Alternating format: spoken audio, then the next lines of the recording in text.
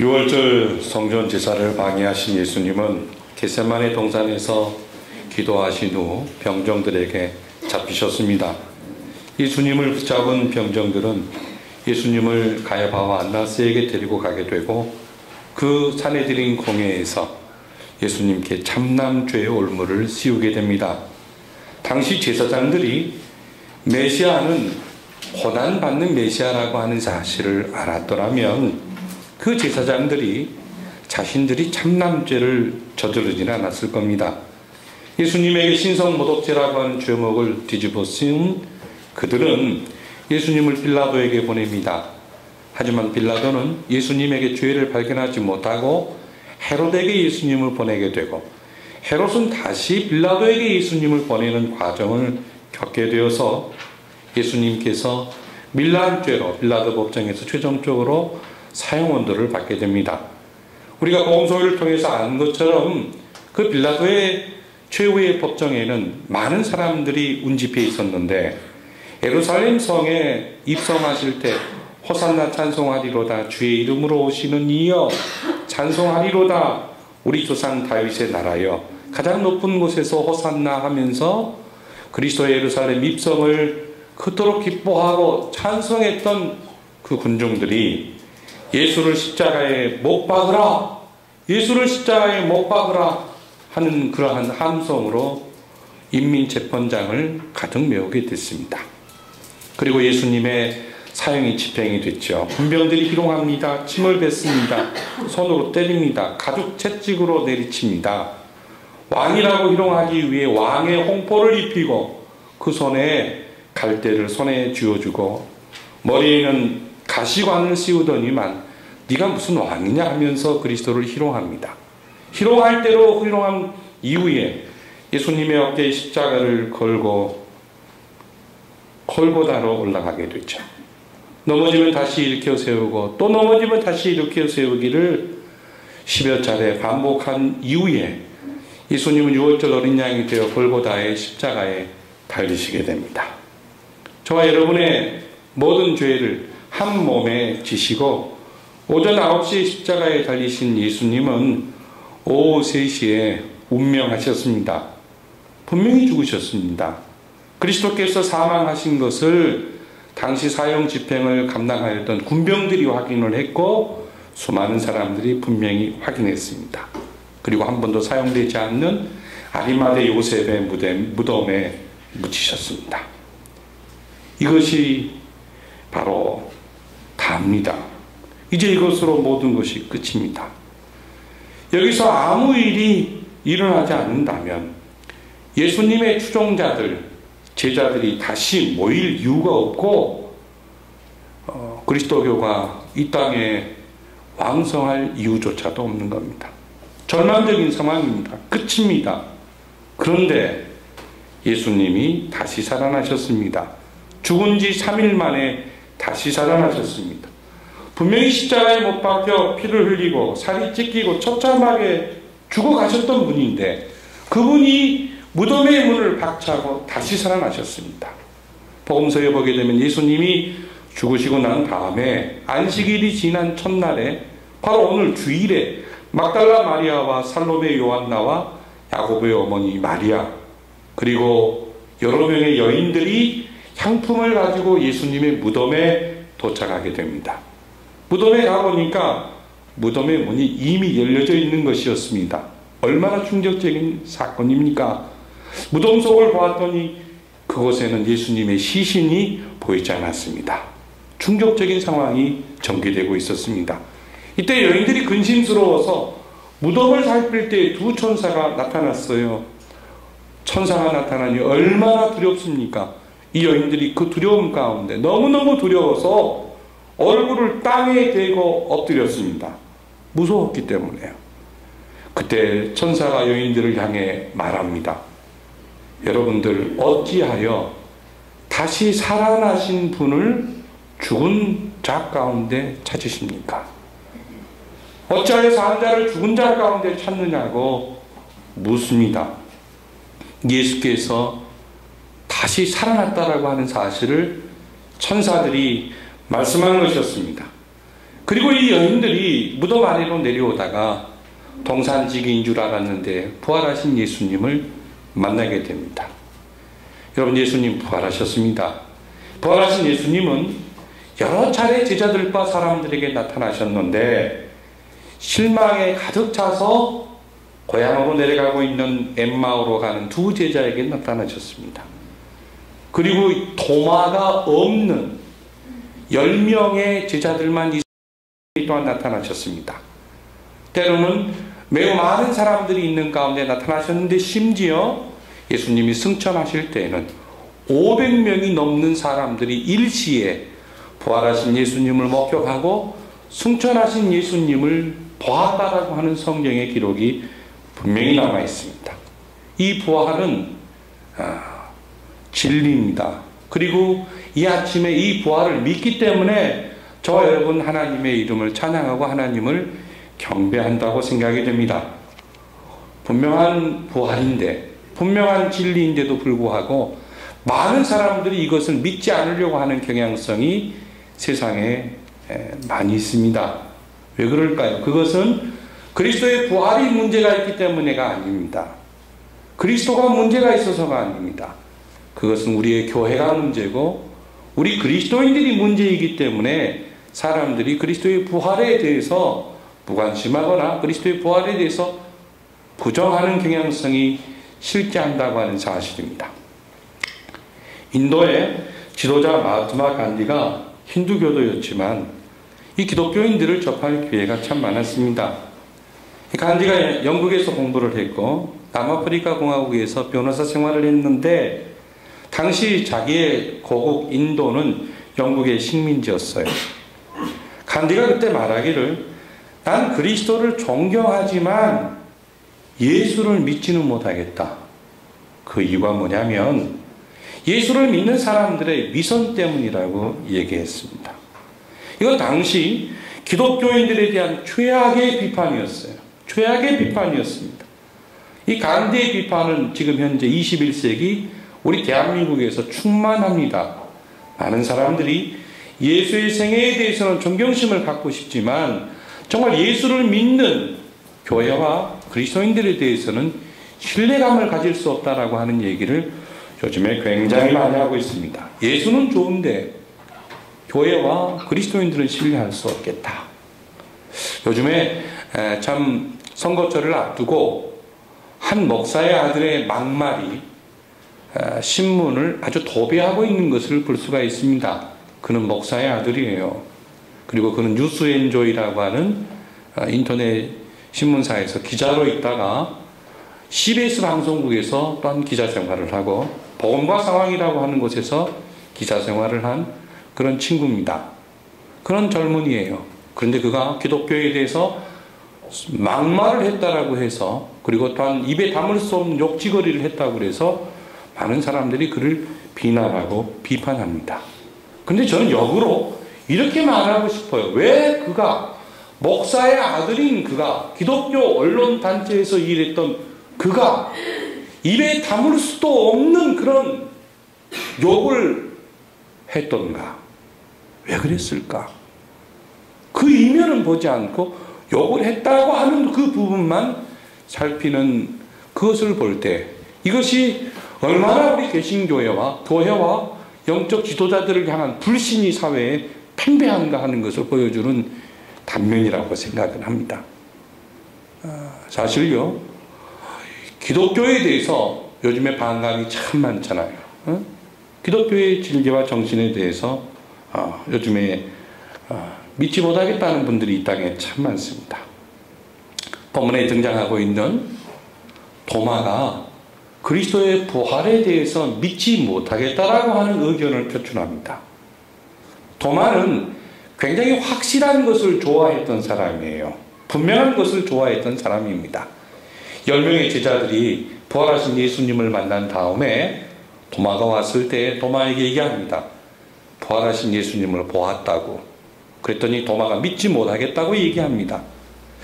이 도마는 지성을 가진 회의론자의 대표적인 케이스라고 감히 말할 수 있을 거예요.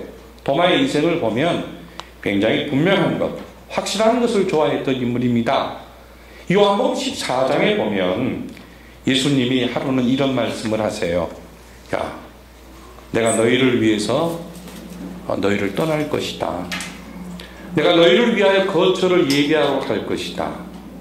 그리고 다시 와서 내가 너희를 영접하고 나와 함께 너희들이 있게 할 것이다 라고 하는 그런 말씀을 요한복음 14장에서 하셨습니다. 예수님과 함께 죽기를 각오하고 하나님의 나라를 세우기를 위해서 수고하고 땀 흘렸던 제자들이 이 예수님의 말씀을 듣고 근심하지 않을 수 없었어요. 다들 꿍꿍 앓았습니다. 아니, 우리를 떠나시다니 도대체 무슨 말씀인가? 그럼 우리 어떻게 되지? 마음속에 생각만 하고 있었어요. 그때 바로 예수님께서 다시 제자들에게 말씀하셨어요. 내가 어디로 가는지 너희가 그 길 아니? 이렇게 묻자 예수님의 질문에 대해서 아무도 말하지 않고 침묵하고 있는 그런 상태에 도마가요 이런 말을 합니다. 주여, 주께서 어디로 가시는지 우리가 알지 못하거늘 그 길을 어찌 알겠사옵나이까? 이 말은요 대단히 퉁명스러운 답변이에요. 대단히 참 그 주님의 질문에 아주 주님의 마음을 참 어떻게 보게 되면 서운하게 하는 듯한 그런 답변이었습니다. 그런데요, 이 의심 많은 회의론자 도마의 소리 속에 불신앙이 담겨 있고 또 여러 가지 그 깊은 인간의 생각이 담겨 있는 듯한데, 이 질문, 이 예수님의 질문에 대한 이 도마의 답변 때문에 예수님께서 정말 위대한 메시지를 우리 모두에게 지금까지 남겨주십니다. 그것이 뭐냐면 내가 곧 길이요 진리요 생명이니 나로 말미암지 않고는 아버지께로 올 자가 없느니라는 요한복음 14장 6절의 말씀이에요.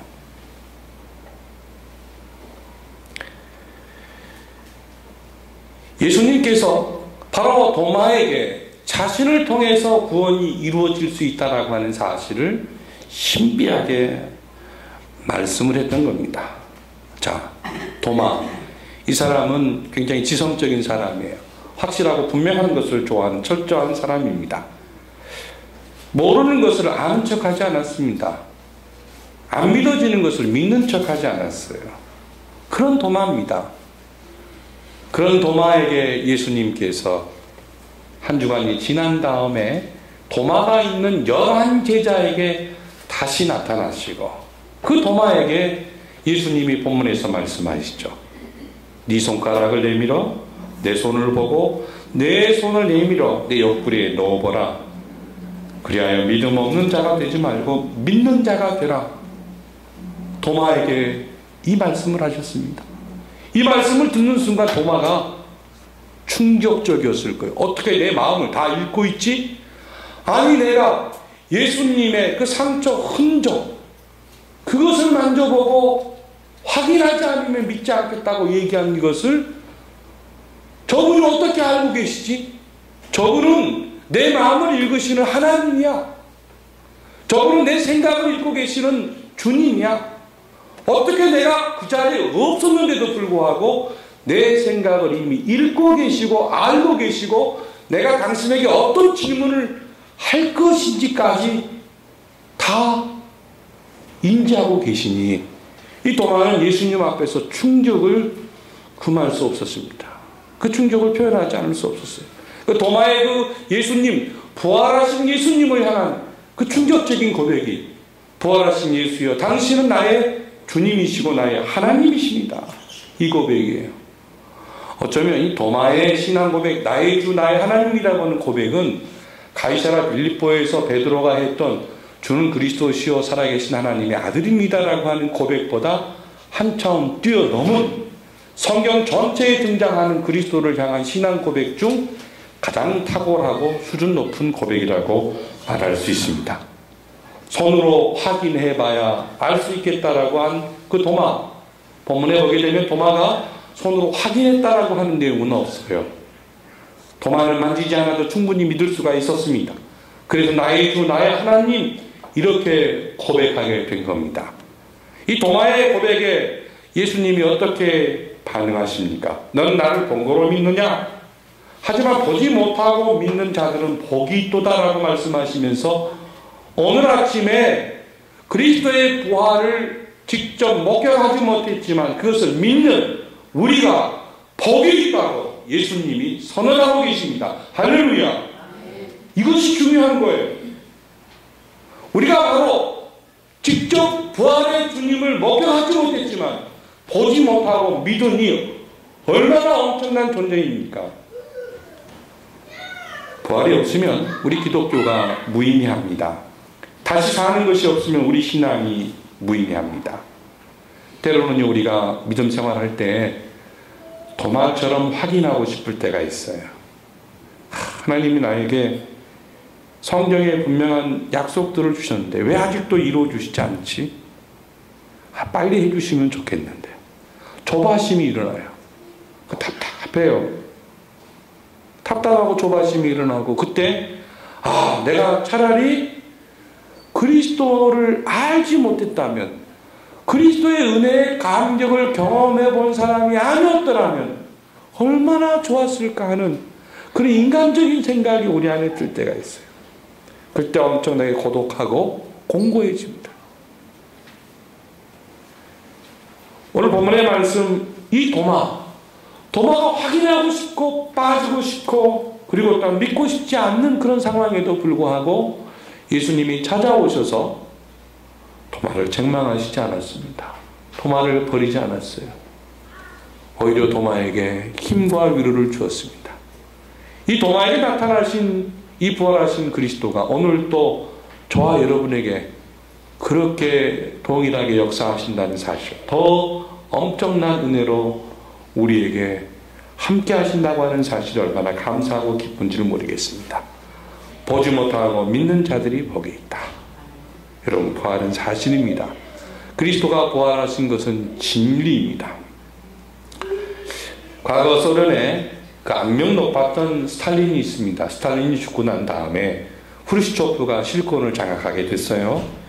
근데 후르시초프는 스탈린이 너무나 강력한 지도력을 남겼다고 생각하고 그 스탈린의 흔적을 하나둘 지워가기 시작했습니다. 스탈린의 그 흔적을 지워가다 나중에는 스탈린의 시신을 외국으로 옮기기로 결정했습니다. 어디로 옮길까 고민하다가 프랑스 대통령에게 스탈린의 시체를 좀 옮기겠다고 나폴레옹이 안장된 엥바이드 묘지에 스탈린의 유해를 안장시켜달라고 부탁했습니다. 프랑스가 거절했어요. 그러자 크루스초프는 미국 대통령 워싱턴에 있는 엘링턴 국립묘지에 스탈린의 시신을 참 안전하게 해달라고 요청했지만 미국이 또한 거절했습니다. 이번에 영국의 웨스트민스터 사원에 안장해달라고 영국에 요청했지만 영국 또한 거절했어요. 생각하다 못해 마지막으로 이스라엘에 요청을 했더니만 이스라엘이 받아주겠다고 회신이 왔습니다. 후르츠초프의 얼굴이 활짝 열렸어요. 그런데 그 이스라엘이 보내준 회신의 말미에 이런 첨언이 붙어 있었습니다. 그런데 한 가지 양해해 주셔야 할 것이 있습니다. 그것은 이 신성한 이스라엘에서는 부활하게 될 확률이 아주 높다는 사실입니다. 후르시초프가 그 첨언을 보자 스탈린 유해를 옮기는 것을 포기했다고 합니다. 믿거나 말거나. 하여간에 이 그리스도의 부활은 대단한 선물이고 환희이고 굿뉴스입니다. 이 부활, 그리스도의 부활이 오늘 이 아침에 우리에게 어떤 의미로 다가와야 할 것인가? 저는 세 가지로 우리 삶 가운데 한번 생각해보고 또한 그것을 믿음으로 실행했으면 좋겠습니다. 첫째로, 그리스도의 부활은 성경대로 부활하신 부활입니다. 하나님의 약속대로 부활하신 사건이에요. 성경에 예수님의 부활에 대한 예언이 여러 번 나타납니다. 구약, 신약 그러잖아요. 그 약은 약속이에요. 구약이니까 오래된 약속, 신약, 새로운 약속이에요. 하나님의 오래된 약속과 새로운 약속은 모두 그리스도에게 집중되어 있어요. 그 그리스도에게 집중되어 있는 하나님의 약속은 그리스도의 탄생, 고난, 부활, 승천, 재림입니다. 그래서 저와 여러분은 그리스도의 부활과 재림 사이에 놓여 있는, 좀 더 구분하면 그리스도와의 승천과 재림 사이에 놓여 있는 존재들이에요. 그리스도의 부활 이후의 사건입니다. 바로 그리스도의 부활은 성경의 권위를 확증하는 사건이었습니다. 그러므로 이 부활절 아침에 우리가 그리스도의 부활을 믿으면 하나님의 약속을 붙잡아야 된다고 하는 공식을 다시 한번 확인하게 됩니다. 우리의 삶 가운데 하나님의 약속, 성경을 다시 한번 붙잡는 것이 그리스도의 부활을 믿는 사람들의 신앙의 첫 번째 원리라는 사실입니다.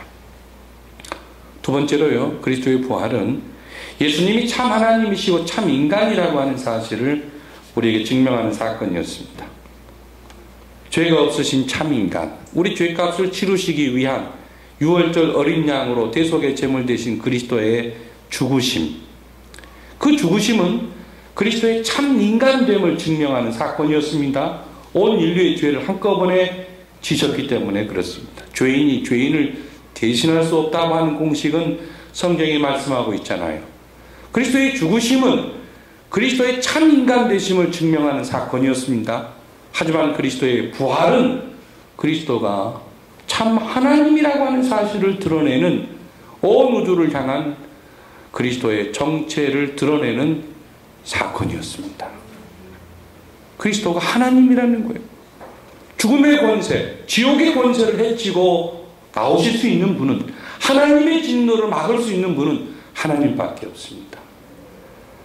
하나님으로서 하나님의 진노를 몸소 지시고 또한 그것을 감당하시고 성자 예수 그리스도께서 성부 하나님과의 그 신비한 관계 속에 그리스도께서 부활하심으로 그리스도 안에서 새롭게 조성할 하나님의 나라의 백성들에게 희망과 소망을 주셨다는 겁니다. 그리스도는 참 인간이시고 참 하나님이십니다. 그리고 예수 그리스도의 부활은, 한번 따라서 하실까요? 우리 부활을 보증하는 사건이다. 우리 부활을 보증하는 사건입니다. 예수님께서 내가 살았으니 너희도 살리라, 내가 곧 부활이요 진리요 생명이라고 말씀하시면서 바로 우리도 그 생명 가운데 부활할 것을 성경은 선포하고 있습니다. 우리 부활을 보증하는 사건이에요. 저와 여러분이 예수님의 부활을 믿잖아요. 부활을 믿는 사람들은 이 땅에서 어떻게 사냐면요, 죽음에 대한 특별한 삶의 자세를 지니고 삽니다. 죽음을 두려워하지 않습니다. 죽음을 두려워하지 않아요. 죽음은 빈부귀천 남녀노소에게 모두 평등합니다. 성경은요, 그리스도 안에서 죽는 자들을 복이 있다고 했습니다. 그리스도 안에서 죽는 자들을 복이 있다고 했어요. 성도의 죽는 것을 여호와께서 귀중히 보신다고 했습니다. 부활의 신앙을 가진 사람들은 죽음을 두려워하잖아요. 2007년도 터키에서 사역하던 독일의 선교사께서 순교를 한 적이 있습니다. 그분이 살아있으면 저와 동갑이에요. 동갑인데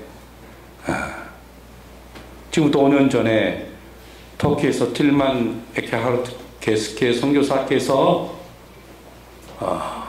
순교를 당하셨죠. 그때 순교할 당시에 터키 목사님 2분이 돌아가셨어요. 그 터키 목사님이 우루 육셀 목사님과 그다음에 네자티 아이든 목사님이라는 분이에요. 인터넷에 치면 많이 들 겁니다.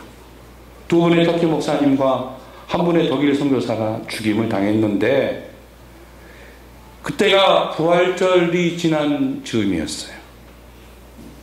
5명의 이슬람 극렬 분자들이 19살에서 20살 청년들이 기독교인들을 테러를 가하기 위해서 자기들이 예수 믿겠다고 부활절에 이 바로 딜만 에게하르트 게스케 선교사에게 찾아왔습니다.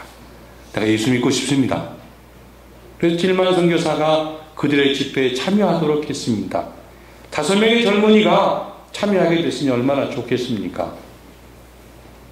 그리고 같이 집회를 하게 되고, 그리고 몇 주 있다가 이 5명의 젊은이들이 틸만 선교사가 있는 그 출판사에 저녁에 전격적으로 진입을 해서 이 3사람을 죽입니다. 죽이는데요, 틸만 선교사를 칼로 156차례 찔렀습니다. 우르 목사는 이루 셀 수가 없어요. 얼마나 찔렀는지도 몰라요.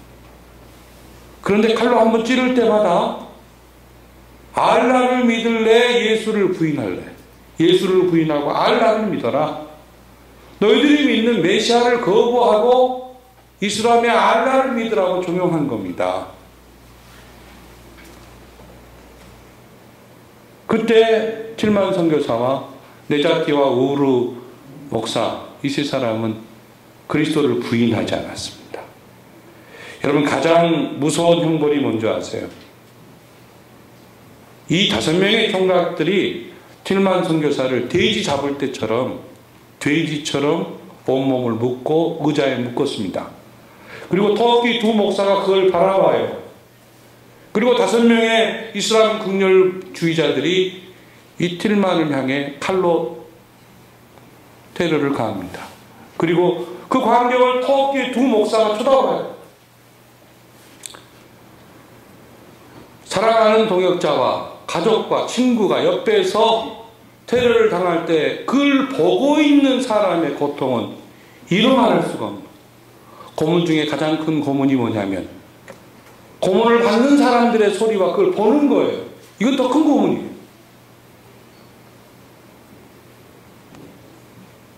그 독일 선교사가 고문당하는 것을 보면서 2명의 터키 목사님이 신앙을 버리지 않았습니다. 내용을 보면, 제가 그 동영상을 어제 보면서 너무너무 충격적이었어요. 나중에 끝까지 이들이 그리스도를 부인하지 않자 이 젊은이들이 정말 극악무도한 행동을 합니다. 내장을 꺼내서 칼로 잘랐어요. 그걸 보여줍니다. 그리스도를 부인해라, 알라를 믿는다고 해라, 그러면 살려줄게, 터키인들에게 얘기합니다. 그때 이 터키 2 목사님은 그리스도를 부인하지 않았습니다. 틸만 선교사도 그리스도를 부인하지 않았습니다. 왜 그랬을까요? 왜 그랬을까? 이유가 뭡니까? 그리스도의 부활을 믿었기 때문이고 내세를 믿었기 때문에 그렇습니다.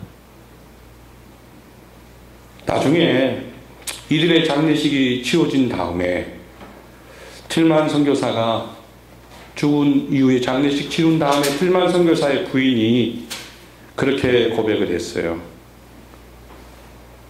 나는 그들을 용서했습니다. 그들은 자기가 하는 일을 알지 못했기 때문입니다. 터키 목사님의 부인도 이런 말을 했어요. 나는 그들을 미워하지 않고 사랑합니다. 그리고 용서합니다. 이것이 신문과 TV를 통해 전 세계에 방영이 됐어요.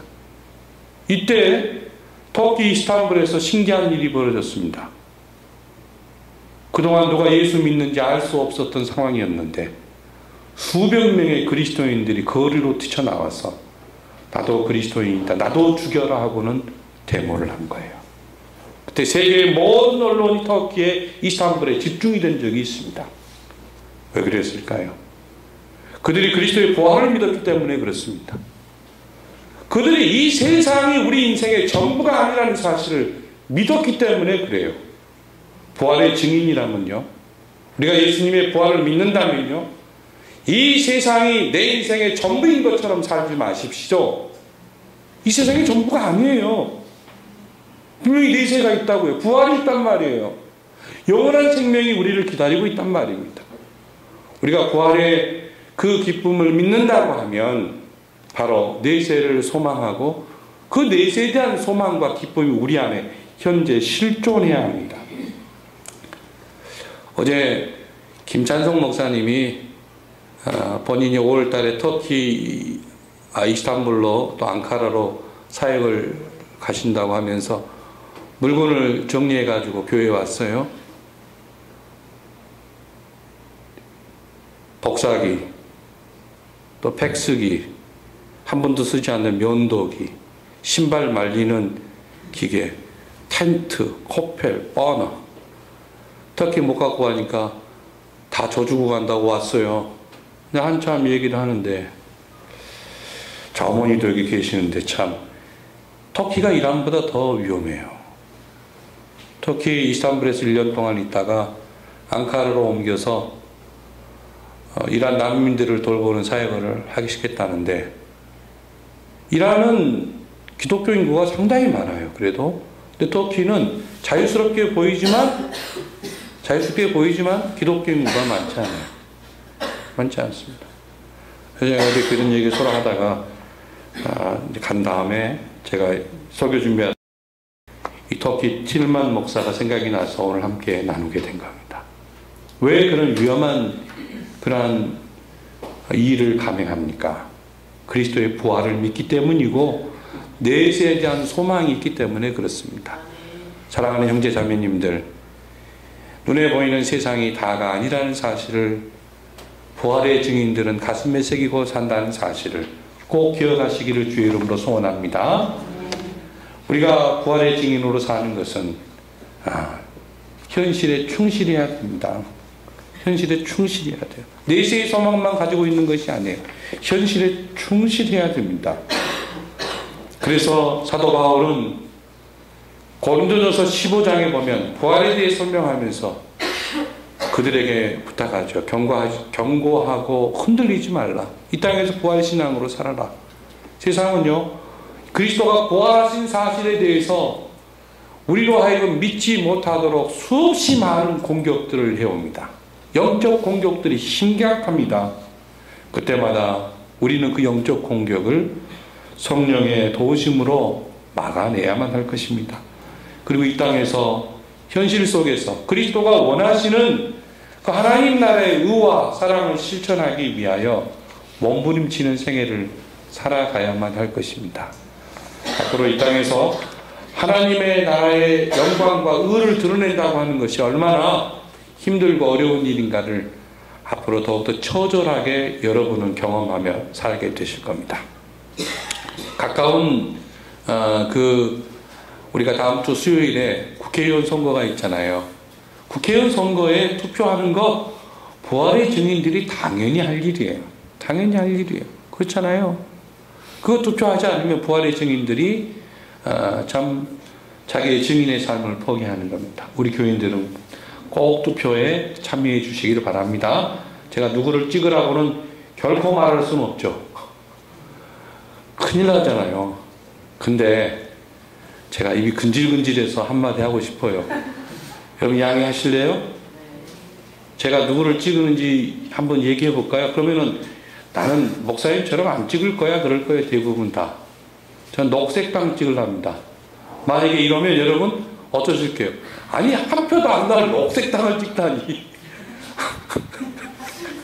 예를 들자면 말이죠. 예를 들자면 그리스도의 정신, 그리스도의 가치를 드러낼 수 있는 분이 누구인가를 꼼꼼히 살피시고 정당과 지역과 이런 걸 다 떠나서 그리스도의 가치에 가장 가까운 사람이 누구인가를 찍으시면 돼요. 이제는 많이 좋아졌잖아요. 그리스도의 가치, 그리스도의 그 정신에 입각한 사람이 누구인가, 가장 가까운 사람을 우리가 선택하는 것 우리의 권리입니다. 말씀의 결론을 맺고자 합니다. 그리스도의 부활은 확실합니다. 그리스도의 부활은 하나님의 약속이 분명히 이루어짐을 우리에게 보이는 사건이었고, 그리스도의 부활은 그리스도께서 참 하나님이시고 참 인간임을 증명하는, 온 우주를 충격적으로 떨게 하는 사건이었습니다. 또한 그리스도의 부활은 저와 여러분의 부활의 보증이 됩니다. 이 부활을 믿는 하나님의 가족들이 이 땅에서 살아갈 때 내세에 대한 소망과, 그리고 또한 부활에 대한 그 기쁨이 우리 안에서 존재하지 않으면 우리는 굉장히 공고한 존재들이 될 겁니다. 기억하십시오. 그리스도께서 부활하셨듯이 나도 부활한다. 나도 부활한다. 그리고 또한 우리에게는 하나님의 영원한 나라가 기다리고 있다라고 하는 그 믿음 가지시고 날마다 성령님의 은혜로 부활의 기쁨 유지하시고 감사하시며 증인으로 살아가시기를 예수님의 이름으로 소원합니다.